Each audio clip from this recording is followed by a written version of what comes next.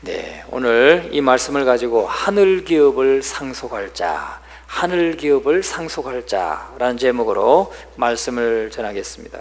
하늘 기업을 상속할 자. 오늘 저와 여러분은 하늘 기업을 상속할 자들입니다. 하늘 기업을 상속할 자들인데, 그럼 우리가 어떻게 해야 되는가 하는 것을 므낫세 지파를 통해서 우리에게 보여주고 있는 것입니다. 오늘 본문은 요단서편 가나안 땅에 므낫세 반 지파가 분배받은 분깃의 그 범위와 성읍을 보여주죠.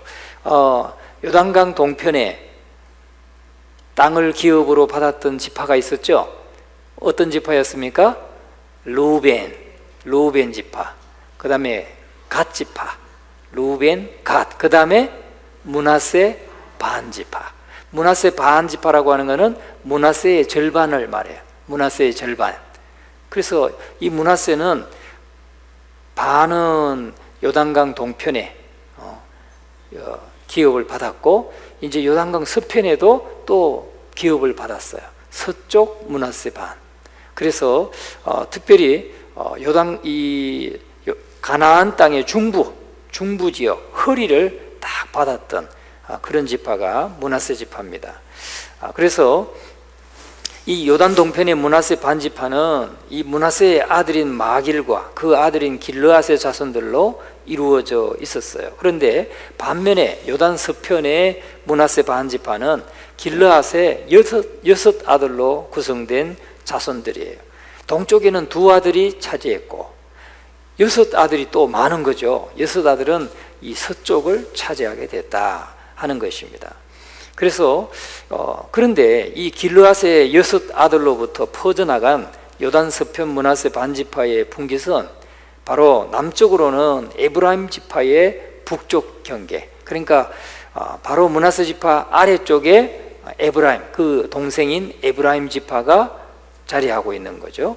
그리고 북쪽으로는 이사갈 지파의 남쪽 경계에 이르는 가나안 중앙의 고온 평야지대입니다. 그래서 이 참 그 영토 분배가, 이 므낫세 반 지파의 영토 분배는 다른 지파에 비해서 조금 특이한 면이 있습니다. 이 특이한 면이 뭐냐면 여자에게도 상속을 주었다 하는 거죠. 여자에게. 보통 율법에 그들은 남자 아들들, 그러니까 아들들에게 기업을 상속하도록 돼 있어요. 아들들에게만. 그런데 아들이 없고 딸만 있는 가정, 저희 가정 같은 경우, 이렇게 딸만 있는 경우, 여기 보면 슬로보핫 같은 경우는 딸이 5이었다. 아들이 없어요. 아들이 있어야 생명이 있고 아들이 있어야 기업을 받는데, 아예 아들이 없으니까 이 기업을 못 받는다는 거예요. 자, 그래서 이 슬로보핫의 딸들이 모세에게 건의를 드렸죠. 우리 아버지는 슬로보핫인데, 슬로보핫은 아버지가 우리 딸들만 남기고 돌아가셨는데, 그러면 우리 아버지에 대한 기업은 어디 있느냐, 우리에게 줘야 되지 않느냐, 이렇게 건의를 함으로써 그것이 허락되었어요. 모세가 하나님께 여쭙고 하나님이 허락하셨어요. 그래서 슬로보핫의 딸들은 기업을 받았어요. 아버지 형제들, 아버지가 받아야 될 몫을 그 딸들이 받게 된 것이죠. 그런데 여기에 영적인 의미가 있다는 것입니다. 바로 하늘 가나안을 상속할 우리 성도들에게도 총명한 신앙의 교훈을 준다는 것입니다. 그렇다면 과연 어떤 사람이 하늘 가나안을 기업으로 상속할 수가 있는가 하는 거죠. 어떤 사람이 하늘 가나안을 상속받을 수 있는가 하는 겁니다. 첫째는 간절히 사모하고 사모해야 된다는 겁니다. 6절 말씀을 같이 한번 읽어보겠습니다. 6절, 므낫세의 여자 자손들이 그의 남자 자손들 중에서 기업을 받은 까닭이었으며 길르앗 땅은 므낫세의 남은 자손들에게 속하였더라. 길르앗 땅은 므낫세의 남은 자손들에게 속하였더라. 간절히 사모하고 사모해야 받아요. 이 슬로보핫의 딸들은 정말 처음에는 모세의 율법에 의하면 그들은 이 기업을 받을 수 없었어요. 그러나 간절히 사모하고 그것을 사모하는 것을 아뢰고 요청하고 또 소원을 하고 그래서 결국은 허락받았어요. 그래서 이 헤벨의 아들인, 그러니까 므낫세 반지파에 속한 길르앗의 6 아들 가운데 헤벨이라고 하는 사람이 있는데, 그 사람이 2절 말씀에 나오죠. 헤벨의 자손 나오죠. 바로 헤벨이라는 사람이 있는데, 헤벨의 아들인 슬로브앗은 아들이 없고 딸만 5이 있었어요. 그래서 문제는 헤벨 집안에는 가나안 땅을 분배받을 상속인이 없었던 겁니다. 이것은 당시 가나안 영토 분배가 아들 중심으로 이루어졌기 때문에 이런 상황에서 슬로브앗의 딸들이 아비의 분깃을 요구하고 나섰던 것입니다. 비록 법적으로는, 율법적으로는 재산이나 땅이 아들에게만 상속되었지만, 그렇다고 해서 하나님이 약속하신 언약의 땅 가나안을 아들이 없는 슬로브앗 집안에 분배해 주지 않는다는 것은 매우 불합리한 것으로, 불합리하다는 것이 이들의 주장이었습니다. 이런 요구가 겉으로 보기에는 마치 땅에 대한 그 탐을 내는 그런 재산 다툼처럼 보이기도 하지만, 지금 그것을 말하는 게 아닙니다. 가나안에서 기업을 분배받는다는 것은 바로 하나님의 거룩한 공동체의 일원이라는 것을 의미하는 거예요. 가나안 땅에서 기업을 받는다 하는 이 말은 그 하나님의 거룩한 공동체의 일원이라고 하는 의미라는 거죠. 여러분, 오늘 우리도 그런 열심을 가져야 돼요. 그런 마음을 우리가 가져야 됩니다. 하나님의 공동체의 내가 일원이다. 우리 예전교회라고 하는 하나님의 공동체의 일원이라고 하는 이 간절한 마음이 있어야 돼요. 뭐 돼도 좋고 안 돼도 좋고 이게 아니고, 나는 예전교회 이 하나님의 공동체의 일원이다 하는 분명한 그런 정체성을 우리가 가져야 될 필요가 있다는 것입니다. 그런 마음이 있어야 돼요. 그래서 이 슬로브앗의 딸들이 그것을 보여주는 거죠. 자기들이 가나안 땅을 받지 못하는 것은 이 거룩한 신앙 공동체에서 추방되는 것과 같은 그런 의미로 여겼다는 것이죠. 언약 공동체에서 추방되는 것을 상징하고 있는 것입니다. 그래서 이것은 곧 구원 밖의 백성이요 언약 밖의 백성이요 하나님과 무관한 세상 자녀라 하는 그런 뜻을 가진 것입니다. 그래서 이 슬로브앗의 딸들이 갖은 애를 쓰고 아비의 기업을 분배받으려고 한 데는 이런 놀라운 신앙적인 문제가 연루되어 있었던 것입니다. 그래서 언약의 땅을 아주 몸서리치게 사모하던 슬로브앗의 딸들은 결국은 특례법을 만들어내는데 일조한 거예요. 여자들에게도 상속하는, 여자 딸만 있는 가정에도 상속되는 특례법을 발효시킨 사람들이라는 거죠. 굉장히 소중한 분깃을 차지하는 축복을 얻게 된 것입니다. 우리가 성경에도 말하죠. 천국은 뭐 하는 자의 것이라고요? 침노하는 자의 것이라고 했어요. 천국은 침노하는 자. 아니 뭐 가도 좋고 안 가도 좋고, 아니 나는 안 가도 좋아, 아니 당신은 가세요, 나는 안 가도 좋습니다, 그런 그 마음은 천국에 합당하지 않아요. 천국은 반드시 가야 돼요. 할렐루야. 우리는 천국에 반드시 가야 되고, 우리 가족들도 천국에 반드시 함께 가야 돼요. 그런 우리 영적인 열망이 있어야 돼요. 거룩한 하나님의 그 거룩한 공동체의 일원이 되고, 또 언약 공동체의 일원이 된다고 하는 이 가치를 알면 결코 빼앗기고 싶지 않아야 되는 거죠. 그럼 뭐 나한테 뭐 있어도 좋고 없어도 좋고 그런 거면 그 별 가치가 없는 거잖아요.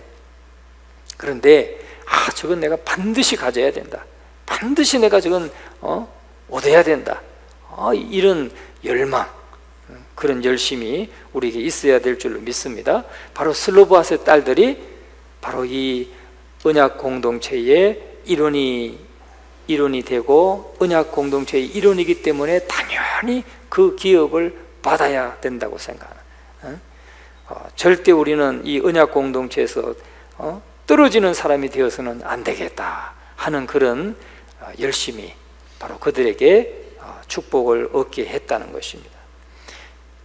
그래서 당시 유대 상황에서는 상상도 할 수 없는 놀라운 축복을 받게 되었던 것입니다. 이렇게 거룩하고 신령한 하늘 기업은 이처럼 간절히 사모해야 되고 또 간구하는 자들에게 주어지는 법이다 하는 거죠. 은혜도 간절히 사모하는 자에게 주어지는 것입니다. 간절히 사모하는 자에게. 여러분께서 정말 이번 특별 새벽 기도에 그동안 평시에는 잘 못 나왔더라도 또 특별 새벽 기도회 때니까 여러분 마음을 새롭게 하고 또 새로운 어떤 영적인 목표를 가지고 이 산지를 내게 주십시오 하는 그런 간절한 마음을 가지고 동참할 수 있기를 주님의 이름으로 축원합니다. 두 번째는 공동체 의식을 통해서 서로 연합해야 한다는 것을 보여줍니다. 하늘 가나안을 차지하기 위해서는 공동체 의식을 가지고 서로 연합해야 된다는 거죠. 우리가 11절 말씀을 같이 한번 읽어보겠습니다. 11절 같이 읽어봅니다. 이사갈과 아셀에도 므낫세의 소유가 있으니 곧 베스안과 그 마을들과 이블로암과 그 마을들과 돌의 주민과 그 마을들이요 또 엔돌 주민과 그 마을들과 다낙 주민과 그 마을들과 머깃도 주민과 그 마을들 새 언덕 지역이라 그랬어요. 여러분 다시 말하면 요단서편의 이 므낫세 반지파는 가나안 땅 그 중앙에 고원의 평야지대를 분깃으로 얻었는데 이 므낫세 반지파의 분깃은 여기서 그치지 않았어요. 자기들이 그 북쪽으로는 이사갈 지파의 남쪽으로는 에브라임 지파의 북쪽, 그리고 서쪽으로는 바다까지, 큰 바다까지, 대해까지 이렇게 차지했다고 그랬잖아요. 거기만 차지한 게 아니라는 거예요. 거기만 차지한 것이 아니고 이 므낫세 반지파는 옆에 인접한 북쪽의 그 이사갈 지파와 아셀 지파 땅에도 다수의 성읍을 자기들 지파가 가서 살았다는 거예요. 가서 살았어요. 그 성읍을 얻었어요. 그러니까 자기들 이렇게 정해진 그 구획까지만 자기들이 차지한 게 아니고 바로 그 옆에 인접한 지파가 받았던 기업의 땅까지도 가서 성읍을 차지했다는 거예요. 차지했다. 이렇게 해서 이스라엘 백성들은 각 지파의 고유한 영역 외에도 다른 지파의 영역에 다수의 성읍들을 가지고 있어서 서로 왕래하고 교통이 이렇게 빈번했다는 거예요. 그러니까 뭐 오늘날도 마찬가지잖아요. 오늘날도 또 뭐 충청남도, 충청북도, 또 전라북도, 전라남도, 또 경상북도, 경상남도 뭐 이렇게 우리가 도구역이 있지만 서로 늘 오가잖아요. 그런 것처럼 거기도 사람이 살았다는 거죠. 므낫세 지파가 저 이사갈 지파 동네에 가서 거기에도 성읍을 이루고 살았다 하는 것입니다. 그렇다면 하나님께서 어찌해서 이 각 지파의 영역을 명확하게 구분하지 않으시고 그런 것들을 내버려 두셨는가, 그런 것들을 허용하셨는가 하는 거예요.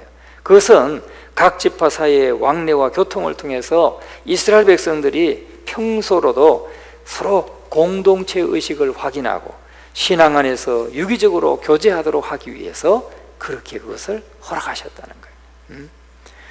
여러분, 그래서 이스라엘 백성들은 서로 신앙 가운데 위로하고 격려하고 굳건한 신앙 공동체를 유지할 수 있게 되었던 것입니다. 여기서 우리는 중요한 교훈 하나를 발견하게 되는 거죠. 성도는 신앙 공동체를 통해서 유기적인 연대의식을 가지고 항상 교제하고 연합해야 된다는 거예요. 우리 교회도 뭐 여러 교구가 있잖아요. 나는 우리 교구 사람만 서로 만나고 인사하고 할 거야. 다른 교구는 난 인사도 안 할 거야. 예. 그런 분 혹시 계신가요? 우리 교회는 그런 분 있으면 안 돼요. 그냥 다 다른 교구 우리 뭐 집사님, 권사님들, 장로님들하고도 잘 인사하고 서로 교제하고 서로가 이렇게 신앙 공동체를 통해서 유기적인 연대의식을 가져야 된다. 지체의식을 가져야 된다 하는 것입니다. 그래서 항상 교제하고 연합해야 된다는 것을 가르쳐주고 있는 것입니다. 왜냐하면 성도는 결코 혼자 힘으로는 사단의 세력을 대적해서 거룩한 전쟁을 수행할 수 없기 때문에 혼자는 넘어질 수밖에 없어요. 혼자는 힘이 약하잖아요.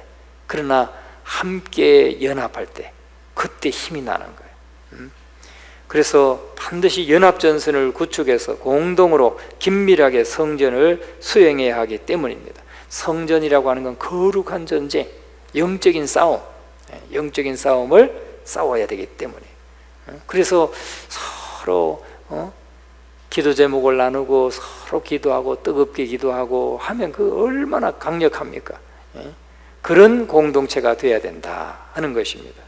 그래서 사도 바울은 지체 비유를 통해서 성도의 유기적인 연대와 연합이야말로 이 사단을 대적하는 거룩한 전쟁을 승리로 이끌 수 있는 그러한 비결 중에 비결이다 하는 것을 말씀해요. 그렇게 연대해가지고 연합해서 열심히 기도할 때 우리가 영적으로 하늘 가난을 유업으로 받게 되는 거죠. 그렇지 않고 그냥 기도하지 않으면 떨어져서 영적으로 패배할 수밖에 없는 거 아니겠어요? 오늘 저와 여러분이 정말 이 하늘 가난을 상속할 자들로서 이렇게 성도 간에 서로 유기적으로 하나 되어야 된다 하는 것을 잊지 마시기를 주님의 이름으로 축원합니다. 그리고 마지막으로 전투적인 신앙 자세를 가져야 된다는 겁니다. 12절 13절을 같이 한번 읽어봅니다.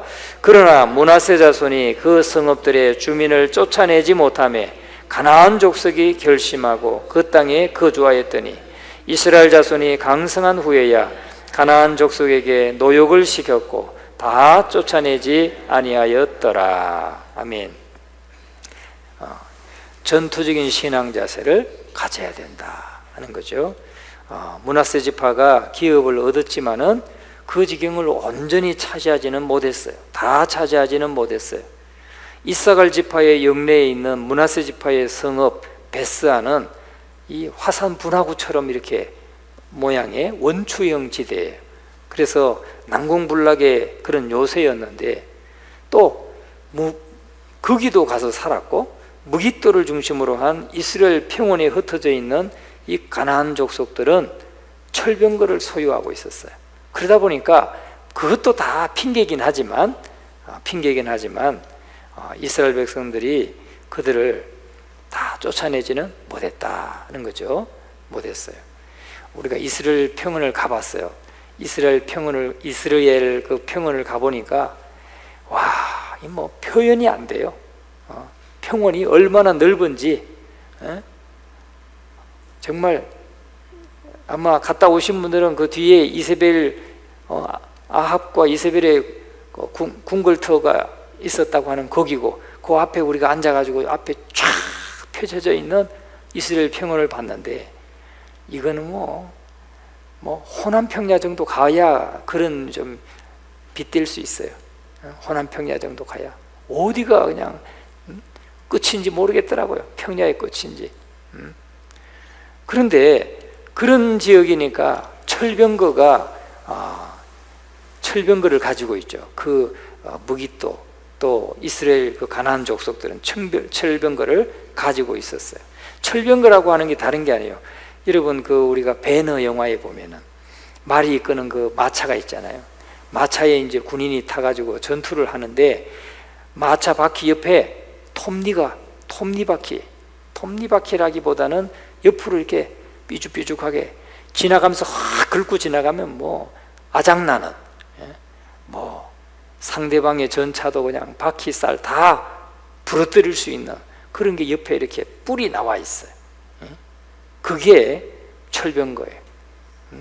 그런 철병거를 가진 이 가나안 족속의 군대를 어떻게 쉽게 이기겠어요?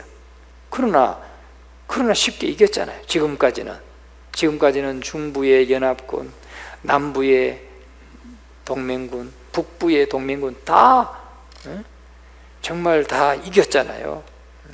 그러니까 나름대로는 이런 불신앙의 눈으로 본 핑계에 지나지 않는 거예요. 이 므낫세 지파가 강성한 지파임에도 불구하고 지금 그 가나안 주민들을 다 쫓아내지 못한 것은 불신앙의 눈으로 본 핑계에 지나지 않는다 하는 것입니다. 그래서 나중에 13절 말씀에 보면 이스라엘 자손이 강성한 후에야 가나안 족속에게 노역을 시켰고 다 쫓아내지 아니하였더라, 이렇게 말씀하고 있는 것입니다.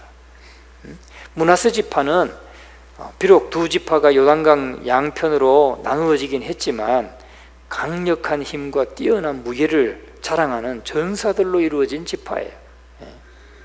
그런데 이렇게 그 용맹스러운 무사의 피를 이어받은 므낫세 지파가 그 패잔병에 지나지 않는 그 가나안 족속들, 가나안 거민들을 온전히 물리치지 못한 것은 그들의 신앙 자세에 문제가 있었기 때문이라는 거죠.